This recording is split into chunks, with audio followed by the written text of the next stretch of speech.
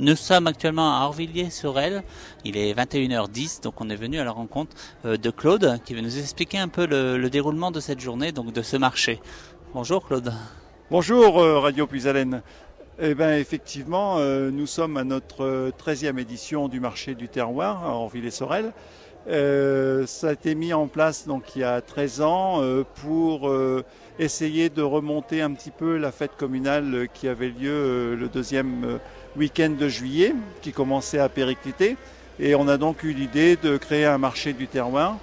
Et d'année en année, ce marché du terroir a progressé et on se retrouve aujourd'hui avec une certaine notoriété et un marché du terroir qui amène entre 2 et 3 000 personnes.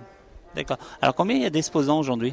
Alors aujourd'hui, nous avions uniquement en marché du terroir 37 exposants, ce qui est beaucoup.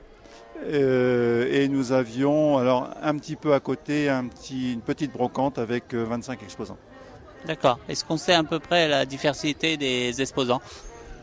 Alors on a un peu de tout. Avec mon épouse, on essaye de courir la nature à longueur d'année sur des marchés du terroir pour essayer de trouver un petit peu toutes les variétés de produits. Donc aujourd'hui, il y avait des vins, il y avait des produits de la mer, il y avait de la charcuterie, il y avait des gâteaux, il y avait des bonbons, il y avait tout. Il y avait du fromage aussi, on a vu. Il y avait du fromage, et notamment, bien sûr, le fromage de Rollo, puisque le village d'Orvilliers, qui est tout près de Rollo, et qui touche à Rouleau, mais c'est à Orvilliers que Louis XIV est venu déguster du Rollo chez la famille de Bourges, et grâce à ça, le Rollo s'est développé d'une façon assez importante au niveau de la cour du roi à cette époque-là. D'accord. Donc on a vu qu'il y avait aussi des musiciens, donc ce soir il va y avoir la fête ? Alors, on essaye aussi d'amener tout un tas d'animations. Donc depuis 17h, on a des animations soit de rue, soit sur scène, avec des groupes musicaux. Alors cette année, c'est plus des groupes musicaux. Des fois, c'est des groupes de danse, c'est des groupes... donc voilà, on essaye d'amener des animations donc jusqu'à 24h. Et on clôture depuis quelques années cette manifestation par un feu d'artifice qui est offert par la commune. Qui aura lieu à quelle heure ce soir ? Qui aura lieu à 24h. 24h, donc d'accord. Et donc on a déjà la date pour l'année prochaine pour cet événement ? Alors l'année prochaine, logiquement, ce sera le 13 juillet, puisqu'on est sur le deuxième week-end de juillet, donc on passe derrière le week-end des fruits rouges à Noyon, et donc logiquement l'année prochaine, ça sera le 13 juillet. Eh ben, merci bien Claude, donc on va aller voir maintenant les exposants tout le long pour aussi leur poser des petites questions sur cette journée. Tout à fait, allez-y, je pense que vous allez trouver des exposants qui cette année sont, je pense, assez heureux et assez satisfaits de leur journée. Eh ben merci. Merci, au revoir. Merci. Donc nous sommes maintenant auprès d'un producteur de safran, c'est ça. Donc bonsoir. Bonsoir. Alors expliquez-nous un peu justement vos produits et de quoi ils sont faits. D'accord, donc c'est Saveur Pourpre, c'est la safranière de ma femme Corinne Fillon qui produit en fait le safran. Donc on a commencé en 2015 avec 11 000 bulbes, on est à plus de 100 000 bulbes à l'heure actuelle. Donc on propose le safran pour une utilisation culinaire. Et puis elle fait beaucoup de produits artisanaux à base de safran, donc des produits originaux. Donc pour en citer quelques-uns, il y a notamment le sirop de sucre de canne artisanal au safran. Un produit très safrané, en fait, c'est la confiture de lait. On est très fort en safran, c'est vraiment pour les amateurs de safran. D'accord. Et après, on fait différentes confitures de fruits au safran. D'accord, donc la journée a été bonne pour vous ? Correct. La chaleur n'a pas été propice en fait à une bonne fréquentation, je pense. D'accord, oui. Peut-être dans la soirée, est-ce que vous êtes là jusqu'à minuit ? Jusque 22h. 22h, il y a encore un petit peu de temps quand même. Oui, tout à fait. Ça va, on va attendre les exposants. C'est loin d'être catastrophique, ça reste un marché très sympathique. Eh ben, c'est très bien. Alors on nous a dit que l'année prochaine c'était le 13 juillet, est-ce que vous serez là ? Oui, tout à fait, je pense. Oui. Rappelez-nous juste où vous vous situez pour les gens. Donc nous on est vraiment très proche, on est local, on est à 4 minutes, on est à Roy-sur-Marne. Donc on a aussi une petite roulotte pour vendre sur l'exploitation et faire déguster nos produits. D'accord, eh ben, on invite donc les auditeurs à vous rejoindre sur place également s'ils n'ont pas pu être là aujourd'hui. Merci. Ils seront les bienvenus. Merci. Merci bien. Alors nous sommes maintenant avec Elena, donc devant une exposition de farine justement. Alors, expliquez-nous un peu votre exposition. Donc la particularité, c'est qu'on n'est pas revendeur, on est producteur. J'insiste bien. C'est assez particulier puisqu'on est les seuls à faire ça sur la France, c'est-à-dire qu'on ne possède pas de minoterie, mais néanmoins on est producteur, c'est-à-dire que j'achète mes matières premières, mes céréales, mes composants pour pouvoir faire ma farine, et je sous-traite diverses minotiers qui produisent ma farine en fonction de mon cahier des charges. Voilà. Donc ça c'est pour la farine.